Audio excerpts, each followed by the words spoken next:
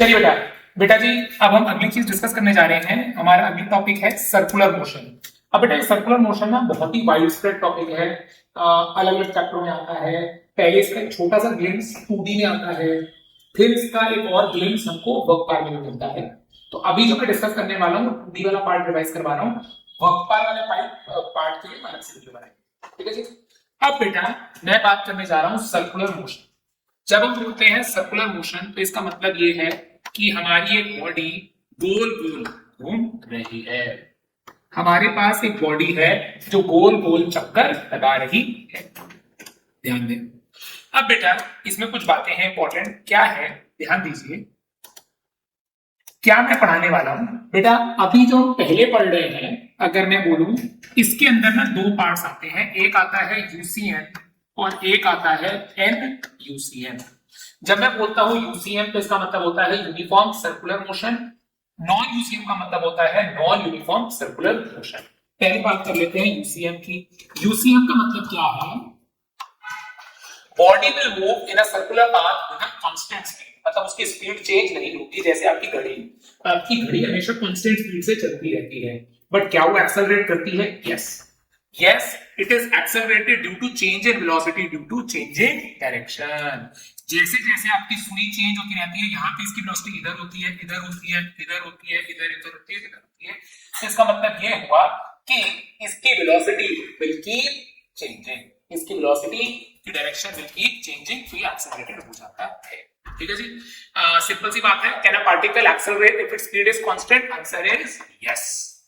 इन circular motion UCM, जब भी एक पार्टिकल गोल गोल चलेगा सर्कुलर मोशन में विद अ कांस्टेंट स्पीड, उसकी स्पीड तो कांस्टेंट रहेगी but it will accelerate due to change in direction.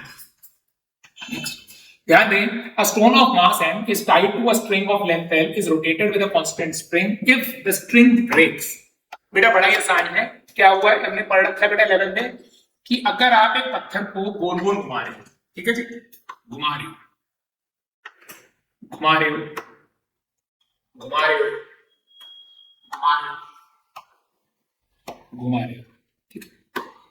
अब क्या हुआ, चलते चलते तुम्हारी रस्सी कट गई। अगर आपकी रस्सी कट गई, the particle will go tangent to its path, the particle will go tangent to its path. तो हमारी ऑप्शन कौन सी होगी? Radially outwards, tangentially outwards, it will go tangent to its. Next देखिए, अब बेटा हमारे पास ना कुछ टर्म्स हैं जो मैं बताना चाहूंगा। देखो बेटा, लीनियर मोशन और रोटेशन मोशन, ये ना कुछ सिमिलर से है, मैं समझा देता हूं। क्या? जैसे मैं बात करता हूं इधर लीनियर की और इधर बात करता हूं रोटेशन की, ठीक है बेटा। लीनियर मोशन में हम लोग डिस्टेंस ट्रैवल करते हैं l, लीनियर मोशन में हम लोग वेलोसिटी होती है v और एक्सेलरेशन होती है l। v को हम लिख देते हैं dl by dt, a को हम लिख देते हैं dv by dt। अगर अपने रोटेशन की बात करूं, जो काम L करता है वही काम यहाँ पे थीटा करता है। बेटा ऑब्वियस बात है, देख अगर मैं आज चल रहा हूं तो मैं क्या कवर कर रहा हूं? एक डिस्टेंस L। बट अगर आज मैं अपने हाथ को रोटेट कर रहा हूं तो I am moving it by an angle, तो इसके अंदर होता है थीटा, इसके अंदर v होता है, इसके अंदर होता है ओमेगा, इसके अंदर a होता है और इसके अंदर होता है अल्फा।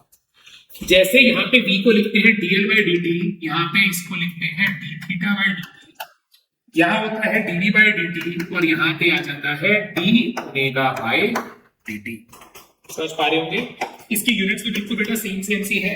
इसकी यूनिट्स होती है मीटर, इसकी यूनिट होती है मीटर पर सेकेंड और इसकी यूनिट हो जाती है मीटर पर सेकेंड स्क्वायर। इसकी यूनिट होती है रेडियन, इसकी यूनिट होती है रेडियन पर सेकेंड और इसकी यूनिट होती है रेडियन पर सेकेंड स्क्वायर। ध्यान दें बेटा, वही सब चीजें यहाँ पे मैंने बताई है, देख लेंगे आप लोग। टाइम पीरियड बेटा हम सब लोग जानते हैं, time to complete one revolution frequency इसमें आती है। इसके अंदर भी हमारे पास कुछ रिलेशन है, मेरे ख्याल से सब लोग जानते हैं। Omega equal to 2 pi by T और omega is equal to 2 pi F, ये सारे रिलेशन आपको पक्का याद होंगे।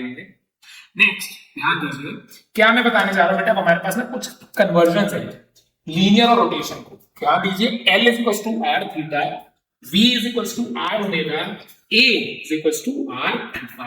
कभी भी आपको लीनियर को रोटेशन में कन्वर्ट करना हो तो ध्यान दे लीजिए, L is equal to r theta, V is equal to r omega and A is equal to r alpha. ध्यान दीजिए, अब बेटा मैं क्वेश्चन देखने जा रहे हैं, ध्यान से देखिए क्या लिखा है। क्वेश्चन देखिए, calculate the angular speed of a flywheel making 420 revolutions पर सेकेंड। अब बेटा ध्यान दीजिए, क्या दे रखा है आपको, फ्रीक्वेंसी। आपको फ्रीक्वेंसी दे रखी है 420 आरपीएम, यानी कि 420 बाय 60 आरपीएस। काट दिया तो आंसर आ गया 7 आरपीएस। ठीक है, ध्यान दें, अगर मैं यहां से ओमेगा निकालूं तो ओमेगा आ जाएगा 2 पाई एफ। ओमेगा क्या आ जाएगा, 2 पाई एफ। सो 2 इंटू 22 बाय 7 इंटू 7, आंसर आ गया 44 रेडियंस पर सेकेंड। आंसर कितना आ गया बेटा, 44 रेडियंस पर सेकेंड। ठीक है, नेक्स्ट देखिए, क्वेश्चन क्या है, the angular velocity of the second hands of a watch is। सो बेटा ये बताइए, ओमेगा, ओमेगा क्या होता है, 2 पाई बाई टी। टी होता है टाइम पीरियड। अब अगर मैं सेकंड हैंड की बात करूं तो हमारा घड़ी का जो सेकंड हैंड है उसका टाइम पीरियड होता है 60 सेकंड। बेटा 60 सेकंड में वो चक्कर काट लेता है। सो ओमेगा आ गया 2 पाई बाय 60, यानी कि आंसर आ गया पाई बाय 30 रेडियंस पर सेकेंड। यहां पे पाई होगा। ठीक है, ध्यान दिया। अब बेटा इसी चीज को आगे बढ़ाते हुए बेटा एक बात, अब अगर बॉडी को एक्सेलरेट करना है तो एक्सेलरेट करने के उसके पास दो तरीके होते हैं। अगर एक बॉडी को एक्सेलरेट करना है तो उसके पास दो तरीके रहते हैं।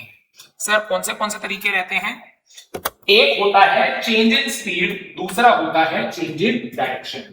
बेटा जो ये चेंज इन स्पीड होती है ना, ये तो हम पढ़ते ही हैं, ए होता है डीवी बाय डीटी, ये तो हम पढ़ते ही आ रहे हैं। बट जो चेंज इन डायरेक्शन होता है इसको हम बोलते हैं सेंट्रीपिटल एक्सेलरेशन। इसको क्या बोलते हैं हम लोग? Centripetal acceleration. मैं याद कराऊंगा, इसका फॉर्मूला होता था v स्क्वायर बाय आर या होता था आर ओमेगा स्क्वायर। मतलब जब भी कोई बॉडी रोटेट करेगी तो वो एक्सेलरेट करेगी दो वजह से। अगर तो उसकी स्पीड बदल रही है या फिर उसकी डायरेक्शन। अगर स्पीड बदल रही है तो उसके अंदर एक्सेलरेशन होगी डी बाई डी टी। अगर उसकी डायरेक्शन बदल रही है तो उसके अंदर होगी सेंट्रीपिटल एक्सेलरेशन, जिसका फॉर्मूला होता है v square by r r omega square. अगर दोनों चीजें हो रही है तो दोनों एक्सेलरेशन होंगी, वो बात करेंगे नॉर्मल से। ठीक है जी, सो ध्यान दे लीजिए, acceleration due to change in direction is called centripetal acceleration. ध्यान देंगे, अब मैं आपको थोड़ा समझा दूं। सेंट्रीपिटल एक्सेलरेशन की डायरेक्शन इट इज ऑलवेज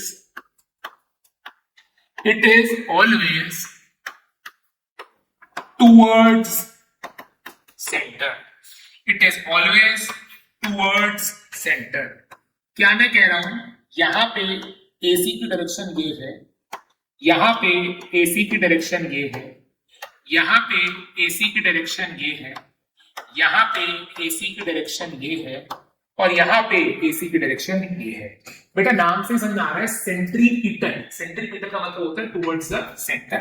फिर से लिख रहा हूं, अगर आपको इसकी वैल्यू निकालनी हो तो v स्क्वायर बाय आर या फिर आर ओमेगा स्क्वायर। ठीक है जी, इसी से हमारे पास सेंट्रीपिटल फोर्स भी आती है। इसी के साथ हमारे क्या आती है? Centripetal force. अगर आपको सेंट्रीपिटल फोर्स निकालनी है तो वो आ जाती थी एमएसी, यानी कि m v square by r, यानी कि एम आर ओमेगा। ठीक है, चलिए सो बेटा अब हम एक क्वेश्चन देखते हैं, ध्यान से देखिए क्या लिखा हुआ है इस क्वेश्चन में। ध्यान देखें क्या लिखा है बेटा, an insect trapped in a circular groove of radius 12 centimetre. हमारा एक इंसेक्ट है जो ट्रैप हो गया है एक ग्रूव में 12 centimetre, moves along steadily and completes 7 revolutions in 100 seconds.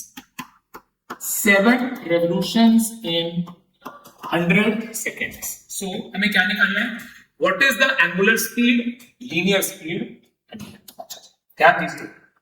So बेटा अब मुझे बात बताओ 7 revolutions in 100 seconds. अब मुझे बताओ बेटा फ्रीक्वेंसी. फ्रीक्वेंसी क्या होती है? Frequency is revolutions per second. अगर 7 revolution 100 seconds में हो रहे हैं तो 7 revolutions by 100 in 1 second. तो हमारी फ्रीक्वेंसी कितनी आ गई? 0.07 RPS. हमें निकालना था एंगुलर स्पीड. तो सर ओमेगा का फॉर्मूला होता है 2 पाई f 2 into 22/7 0.07. ये आ गया. इसके बाद अगर आपको लीनियर स्पीड निकालनी है तो हमने कन्वर्जन सीखा हुआ है V equal to R omega. ठीक है जी. अच्छा अगला पार्ट है is the acceleration vector a constant vector? Yes और नो. बेटा याद रखिएगा एक्सेलरेशन की वैल्यू तो कांस्टेंट है क्योंकि it is a case of UCM. It is a case of UCM. तो एक्सेलरेशन की जो वैल्यू है वो तो कांस्टेंट है. तो फिर क्या चेंज हो रहा है? इसमें सिर्फ एक्सेलरेशन की डायरेक्शन चेंज हो रही है. इसीलिए we will say acceleration is not constant. मैं बताना चाहूंगा कि इसकी वैल्यू तो कांस्टेंट है बट डायरेक्शन कीप्स चेंजिंग. जैसे यहां पे एसी इधर है, यहां पे एसी इधर है, यहां पे एसी इधर है और यहां पे भी एसी इधर है, मतलब towards the centre. So direction keeps changing. ठीक है. आइए क्या लिखा है अब बेटा देखेंगे. A stone tied to the end of a string. हमारे पास एक स्टोन है which is tied end of a string. String कितनी है? 80 centimetres. is whirled in a horizontal circle. is whirled in a horizontal circle with a constant speed. Now if the stone makes 14 revolutions in 25 seconds, what is the magnitude n? अच्छा अब बेटा पहली बात यहां पे एक लाइन लिखी गई है it moves with a constant speed. Constant speed से हमें ये पता चल गया कि भैया it is a case of UCM. और यूसीएम में सिर्फ एक एक्सेलरेशन होती है v²/r. या आप इसको लिख सकते हो r ओमेगा स्क्वायर. हमारे पास r की वैल्यू कितनी दे रखी है? 0.8 मीटर्स. और हमारे पास रह गया ओमेगा. ओमेगा होगा 2 पाई f. ओमेगा क्या होगा? 2 पाई f. फ्रीक्वेंसी फिर से वही बात. कैसे निकालेंगे frequency? 14 revolutions. 14 revolutions in 25 seconds. 14 revolutions in 25 seconds. तो एक सेकंड में कितने आ गए? 14/25 RPS. तो फ्रीक्वेंसी की वैल्यू आ गई 14/25 RPS. पुट कर दीजिएगा आंसर आ जाएगा. ध्यान दीजिएगा. अगला क्वेश्चन अच्छा है, सिंपल है. A boy ties a stone of mass 100 grams to the end of a 2 meter long string and whirls it around a horizontal plane. The string can withstand a maximum tension of 80 if the maximum speed with which the stone can revolve is k/pi rpm. The value of k is something. क्या होता है? एक boy है जो इसको गोल गोल गोल गोल घुमा रहा है. ठीक है. अगर ये गोल गोल घुमा रहा है तो क्या मैं गलत बोल रहा हूं कि टेंशन अगर लग रही है तो बाहर की तरफ क्या लग रहा होगा? mv²/r या फिर r ओमेगा स्क्वायर. तो जो यहाँ पे टेंशन की वैल्यू आती है वो आ जाती है mr ओमेगा. ठीक है. अब आपको मास दे रखा है 100, रेडियस भी दे रखा है. The string can withstand a maximum tension. बेटा की जो टेंशन है ये 80 से ज्यादा नहीं हो सकती. The maximum speed with which it can revolve is, बेटा आपको k/pi revolutions per minute यानी कि क्या निकालनी है? फ्रीक्वेंसी. तो सर इसको डालो 80, मास को डालो 0.1, रेडियस को डालो 2, ओमेगा स्क्वायर. यहाँ क्या जाएगा? ओमेगा क्या होता है? 2 पाई f का स्क्वायर. 2 पाई f का स्क्वायर।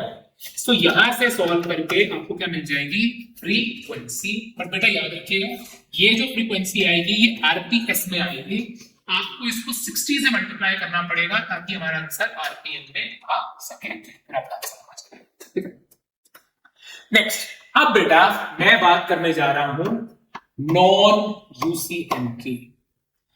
नॉन यूसीएम में क्या होता है, the body moves in a circle with varying speed, मतलब इसमें स्पीड भी बदलती है और डायरेक्शन तो बदल ही रही है, ठीक है जी। तो इसमें दोनों एक्सेलरेशंस होती हैं। इन दोनों एक्सेलरेशंस को हम क्या बोलते हैं, ध्यान दीजिए। एक को हम बोलते हैं acceleration due to change in direction, तो हम क्या बोलते हैं, सेंट्रीपिटल एक्सेलरेशन, जो अभी तक हम पढ़ते आ रहे हैं, जिसका फॉर्मूला क्या होता है, v²/r या फिर r ओमेगा स्क्वायर। और due to change in direction का फॉर्मूला होता है टेंजेंशियल एक्सेलरेशन, इसका फॉर्मूला होता है at dv/dt। अगर मैं इसको बना के दिखाऊं तो समझिएगा, अगर बॉडी नॉन यूसीएम परफॉर्म कर रही है तो AC कहां लगेगा, टुवर्ड्स द सेंटर, और AT कहां लगेगा, टेंजेंशियल। बेटा इसका नाम ही क्यों है tangential acceleration, because it acts along the tangent. तो ये हमारा क्या आ जाएगा, A नेट।